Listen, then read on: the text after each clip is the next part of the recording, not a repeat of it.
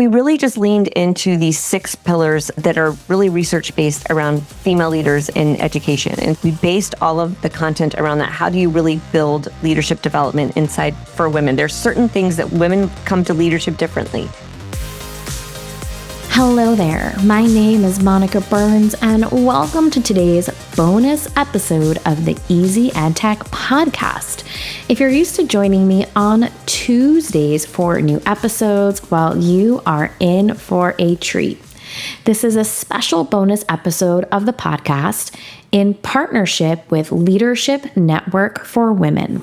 Just like on Tuesdays, these bonus episodes are designed to give you ideas you can try yourself, share with a colleague, or bookmark for later in the school year. If we mention something you'd like to check out, you'll find the link to it in the show notes. So don't forget to head to my website, easyedtechpodcast.com, for all of the links and resources from today's episode.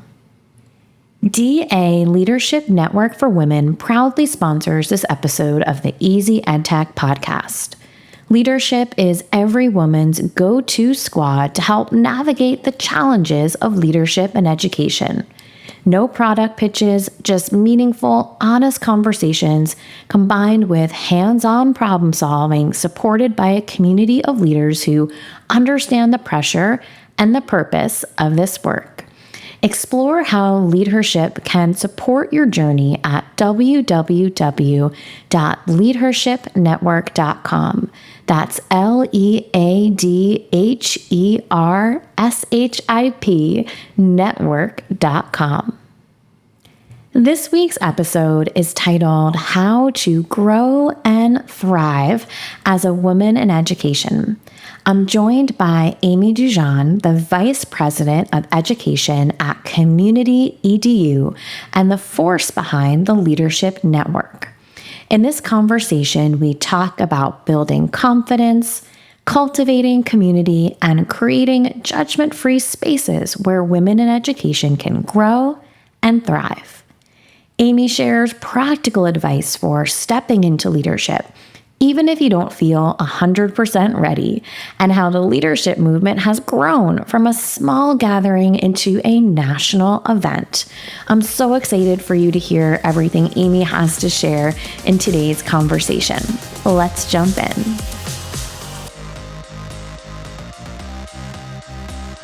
Welcome to the podcast, Amy. I'm so excited to have you here to chat about how to grow and thrive as women in education. Yes. Jump into all of that. Would love to hear about your role in education. What does your day-to-day look like? I'm Vice President of Education at Community EDU. That's where I oversee a portfolio of national brands. So brands that you may have heard of: District Administration, University Business, the Future of Education Technology, District Administration Leadership Institute, and the Leadhership Network for Women. And so we do events and initiatives that support district leaders as well as higher education decision makers and women in leadership. And so in my day-to-day, it's a little bit of a whirlwind, everything from whiteboard sessions to strategy meetings, national event planning, coaching conversations, and refining the kind of content that makes leaders stop scrolling, and just take a breath. Underneath all of that is just a deep core. To my core is like a mission of building communities where like leaders can grow, connect, and lead on their own terms, right? And be who they are through like really authentic connections and support. Yeah, and I'm so interested to hear too about your journey kind of into this role, because there's so many folks I talk to in different education settings, right, who are supporting educators in different ways. And they all tend to have such unique educational journeys of how they got into those roles. So can you share a bit about your own journey into ed leadership? I would love to. It's funny, if you had asked me, like beginning teacher me, if I would, what I would be doing, almost 30 years down the road, it would not have been this. And so I actually started as a classroom teacher, as a drama teacher. I was a musical theater major in college who decided, you know what?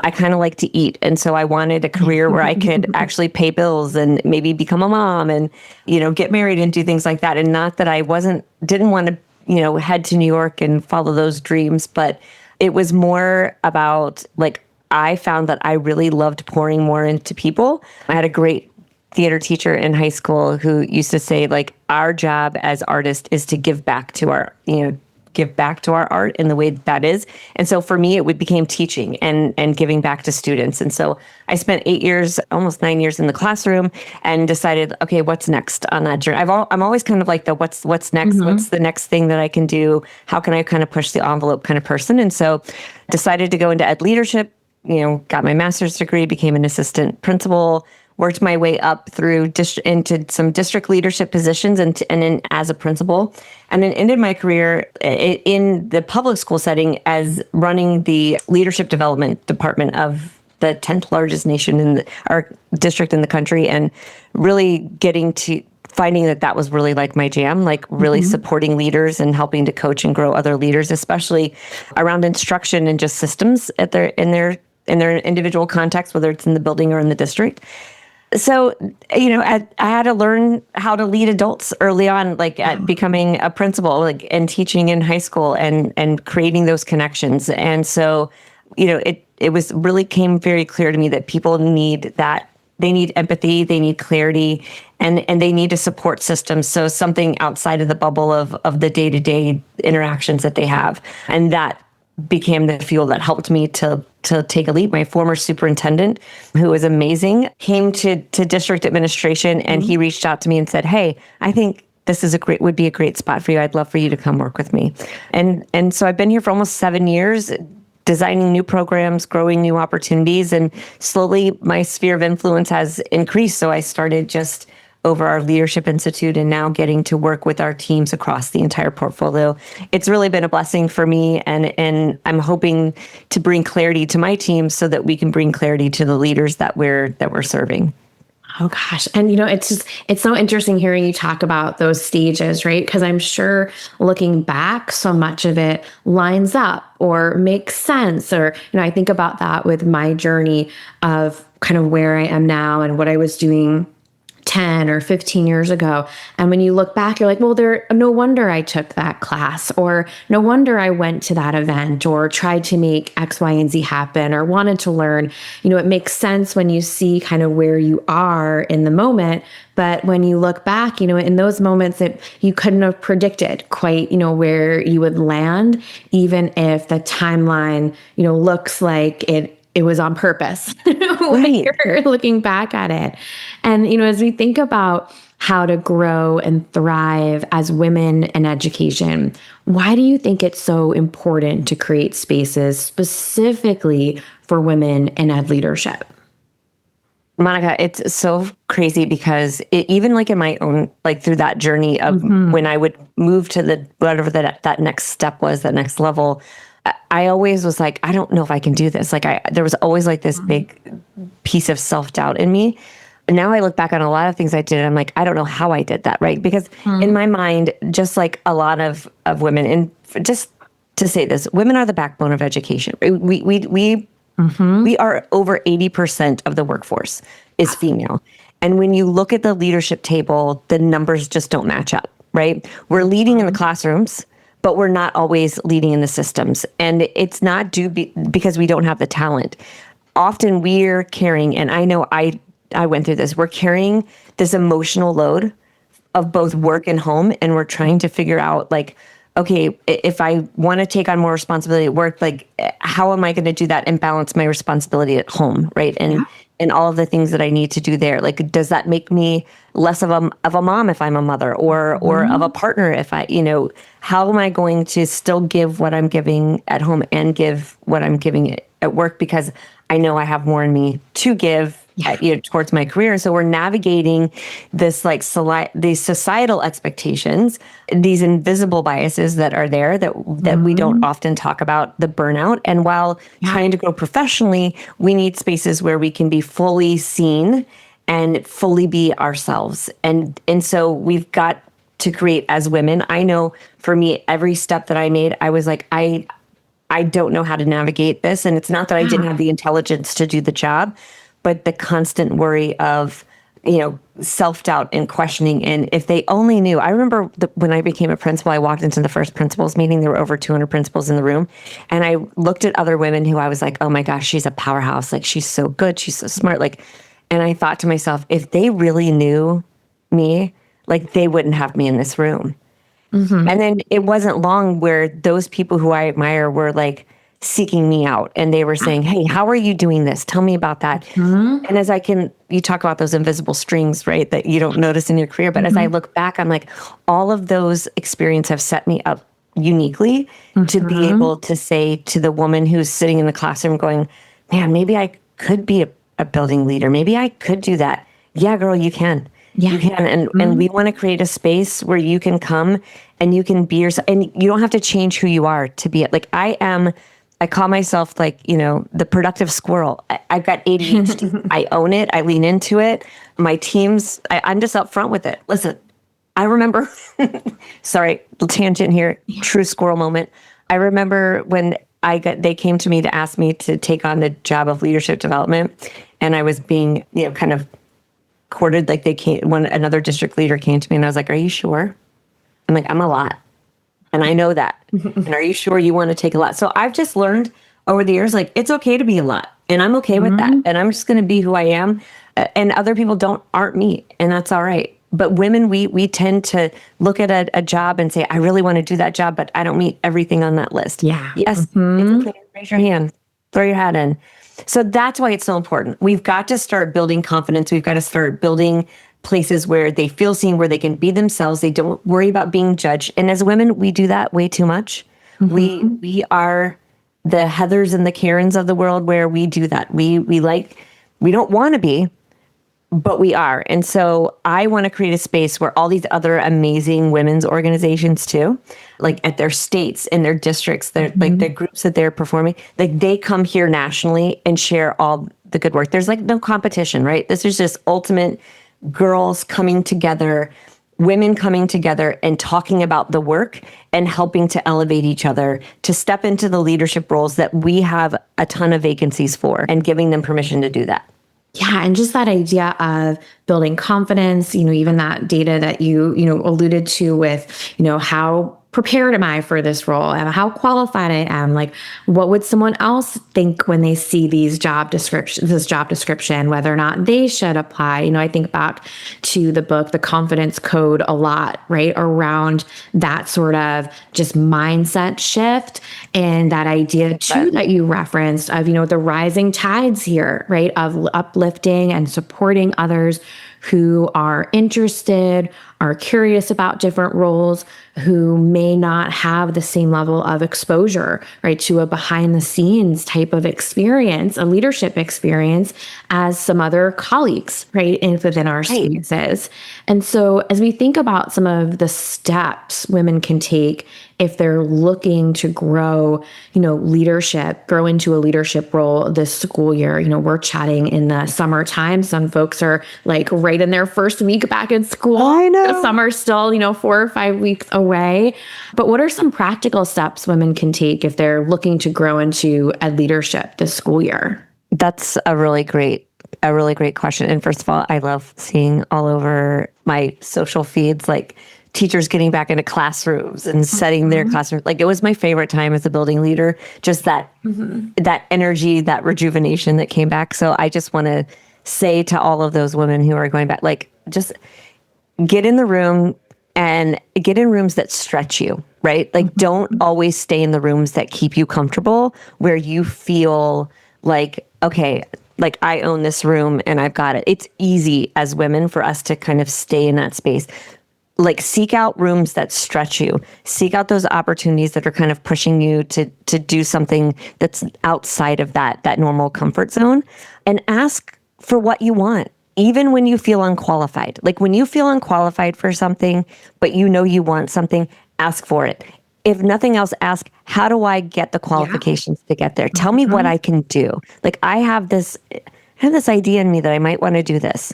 And I don't know that I'm qualified right now, but what could I do to get qualified? Like, be bold enough to just step in and ask that question, because somebody is waiting for someone to step up and ask that question, right? Like, I can tell you, as a building a district leader, I was You always had the ones who you knew would, I was like, okay, I could go and ask Bobby to do this. I could go and ask Lisa to do it. I could go and ask Teresa to do this. I could go ask these people to do it. And I know that they will do it because, they will run through a wall for me. But it was always those ones who came up and said, hey, is it, that asked out of, and I was like, yes, please. Like somebody wants you to raise your hand. So do it. And the other part of that is that you've got to build your network. Like your career depends on it. Yeah. Your level of exhaustion, your sustainability, it depends on it, because it really does. And so build your network, not just inside the building where you're serving or the district that you're serving. Start to reach out to find other women that can start to pour into you. Men too. I always say this, like, Oh yeah. we always need, I gotta quote Yuli from Alas. He's the executive director over at Alas, and I love him to death, but he's like, we've got some mentors out there, right? And because oftentimes we've got allies and men who are sitting in rooms that would stretch us, that we just need them to be willing to bring us along, right? Or to tap us on the shoulder sometimes and give us the little nudge. Sometimes that's all it takes, is somebody going, I see something more in you, right? Yeah. I would also say, like, technology wise, okay, some things that you can do, like use LinkedIn, like LinkedIn voice, definitely put that out there. Start to like talk about your journey, like even sharing it. There are things that you can do out there or you can say that somebody else is hoping, is having a shared experience with you, that they want to connect with you, or, any other social platform. I'm a huge fan, things that we can do, practical steps, things like setting yourself up for success, right? Yeah. Like have your project management tools ready to go. I'm a checklist person. And I always talk, my friend Joe Sanfilippo always says, like, are you the kind of checklist person that, like, even if you do something that's not on your list, you write it down just so you can check it off? That's a me. That's a me. So I'm a checklist and sticky note person, but I've really found like project management tools, setting myself up that way, are really helping me to get through my day. So just some practical steps for you are just also give yourself permission to turn work off. You've got to do that. We don't do it. It's so easy in the world that we work in today to just be on work 24/7. Gosh, I'm sure you feel like that way, Monica, a lot in what you're doing, right? Yeah. To be able to step out and say, it's okay if I want to go do something, if I want to go for a walk, or I'm going to leave on time today, and not beat yourself up and feel guilty about it. Yeah. Or, don't apologize because you need to go to a doctor's appointment. Or go pick your kid up, or do something else. Like, those are the things that I want women to start doing, that are just practical and easy, because it's okay. That's life. Yeah. And I think, I love that example of don't apologize for the doctor's appointment, because anytime I go to write an email and I'm pulled to say, like, oh, sorry, I'm like, this is not a sorry situation, right? This is like a right on time. Like, in my head, I would have loved to have done this yesterday, even though it doesn't need to have been done yesterday, right? So, just even catching ourselves in those small moments. And I love the LinkedIn reminder, because sometimes, especially, I think back to my time in the classroom, that was not an area that I was thinking about as a professional network. I mean, obviously a lot has changed in terms of how robust, that platform has become. In the past, more than a decade now. But, that's something where you might just say once a week, I go in. Like, I have that little reminder during my lunch on Tuesdays that I open it up on my web browser. I jump in, I comment on two people's things, or I search for someone who's in a group or community and connect with them. And then, build upon, like, next week I'm going to share this thing that I just did. Or I'm going to add a picture from an event. And at the same time, it's funny that you mentioned the say no, or the balance, because for as much as I am on LinkedIn a good amount, I don't have it on my phone on purpose, right? Like, it's one of those apps that I don't even have on my phone, but I know that I access it from the web, right? During my working hours, if you will. So there's ways to manage these types of pieces so that they're sustainable at the moment that, with the time that you have. I'm totally struggling right now with, like, the consistency of, like, doing things on social media, because I get so tied up. So I'm stealing your idea. I'm writing it down right now. I'm going to calendar it. so that I make sure that I do it and get it to the post is ready. At least once a week. I love that so much. I try to tell people that, especially during summer professional development, which I'm kind of in that mindset right now. Like, I'm do a lot of webinars this past month of July. And, I try to remind people, like, continue your vacation, but like put an appointment for yourself on your calendar for whatever, 6 weeks from now. That's like, open back up that Google Doc that Monica gave us with all these resources, because like we can keep this going with still maintaining some summer balance. And, speaking of sharing on LinkedIn or maybe having a picture of an event, would love to hear more about leadership. And I'm sneaking in the H in the her-ship part of the leadership, right? So how did leadership go from an idea to a full-blown movement and event? It's so exciting. And I have to preface this by saying, there's a lot of amazing women's organizations out there that I love and support. And I want them all to be at Leadhership. So Leadership started this way. We do summits for superintendents across the country. And then we have our large, technology conference.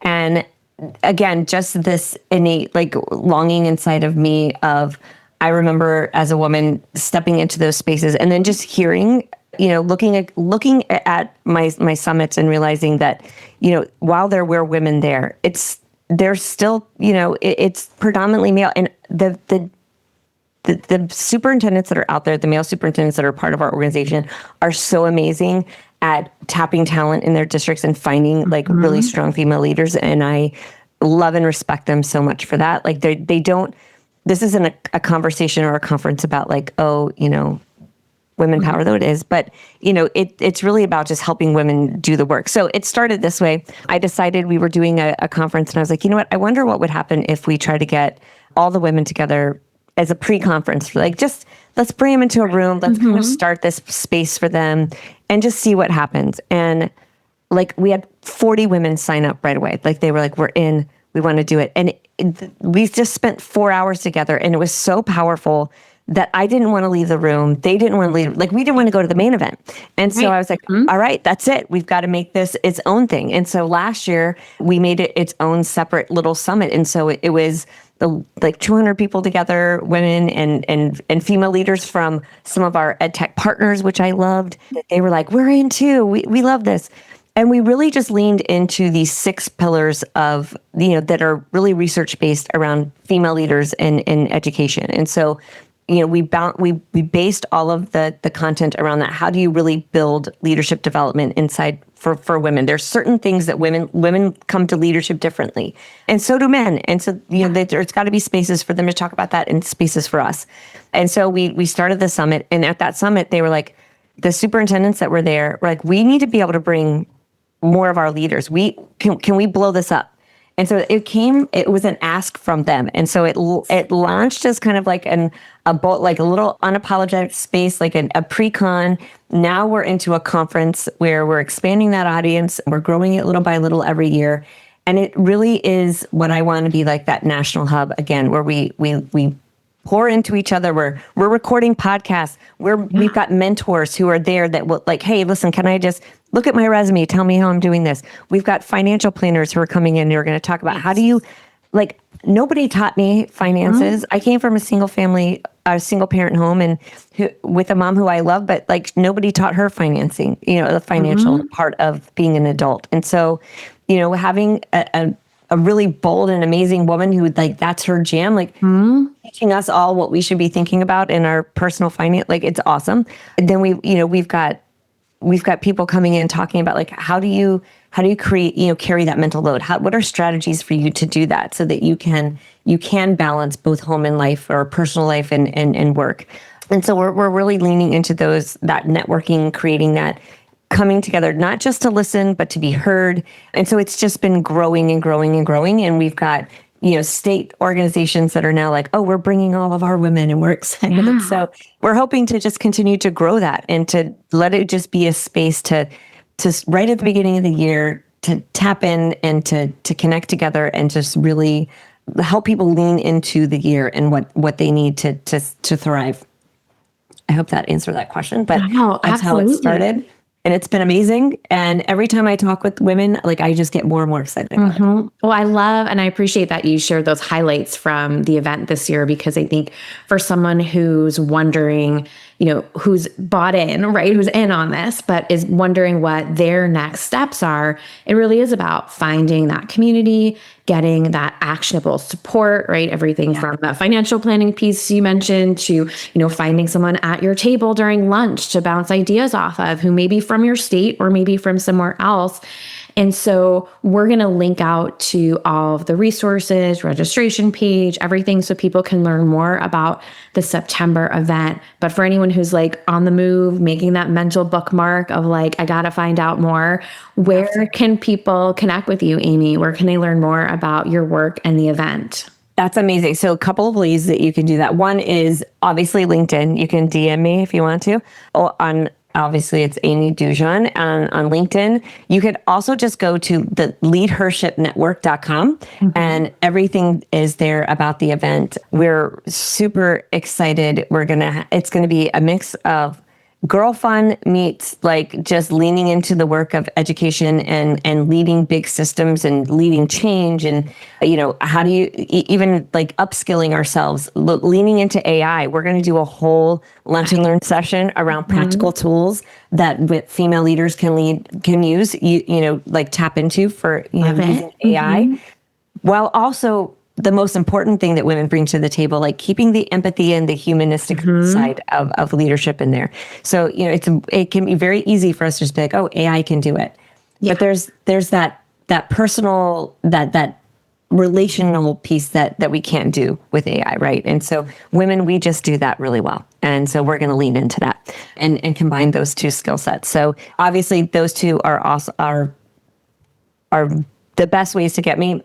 Welcome to email me if you want to as well, but like hit those two resources, LinkedIn or on our website, which would be great. Perfect. And I'll link out to all of that for listeners to jump in and learn more. So Amy, thank you so much for just your practical tips and strategies, for the info about the event you shared today. Can't wait for listeners to dive in. Thank you so much, Monica. You've been awesome. It was so much fun chatting with Amy today. Let's finish up this episode, like we always do, with a few key points to help make this EdTech easy. Women lead most classrooms, but remain underrepresented in leadership roles. Confidence building is key to helping women step into leadership. Safe, judgment-free spaces are essential for women to grow professionally. Leadership events should combine practical strategies and personal connection. Remember, you can find the show notes and the full list of resources from this episode by heading to easyedtechpodcast.com, including all of the ways to connect with the team at the Leadership Network for Women. A big thank you to today's sponsor, Leadership Network for Women. If you like what you heard and learned today, know that Leadership Network for Women made it possible, and we think that's really cool. Take a moment and explore what additional inspiration and empowerment you can gain by attending Leadership 2025, being held in Washington, D.C., September 24th through 26th. As a thank you for listening, you'll get $200 off registration when you use the code PODCAST when you register at www.leadhershipnetwork.com. That's Leadhership, LEADHERSHIP network.com, and use the code PODCAST for your special discount. If you're listening to today's episode on Apple Podcasts or Spotify, or maybe another free app, Luminary, Overcast, you name it, don't forget to follow along by hitting the follow or subscribe button. When you follow along with the podcast, each new episode will download for you automatically, so you don't miss a thing. And if you have a moment and are feeling extra helpful today, you can leave a rating or review for the podcast. Have a great week and check back on Tuesday morning for next week's new episode of the Easy EdTech Podcast.